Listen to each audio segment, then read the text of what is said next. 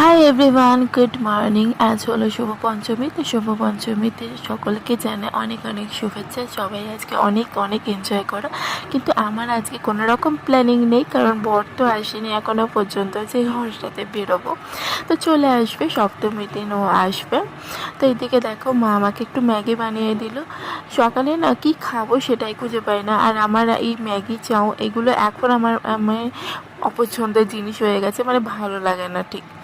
তো তারপরে দেখো, ম্যাগি আমি খেলাম, মিঠিও খেলো। তারপর অনেকক্ষণ পরই স্নান টান করে মিঠিকে এখন লাঞ্চ করাচ্ছি।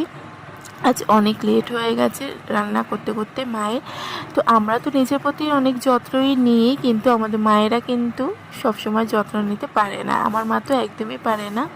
তো মায়ের চুলের সামনেটা পুরোপুরি সাদা হয়ে গেছিলো, তো তার জন্য একটুখানি কালার করে দিলাম। তো দেন আমি আর মা লাঞ্চ করে একটু লাড্ডু খেয়ে নিলাম। আর এই লাড্ডুটা মা দোকান থেকে কিনে নিয়ে এসেছিলো। তারপরে একটু টুকটুক করে বেরিয়ে পড়লাম, বাজার কলকাতায় যাব বলে একটু জিনিস দরকার ছিল, চেঞ্জ করার আছে, তো সেই জন্য।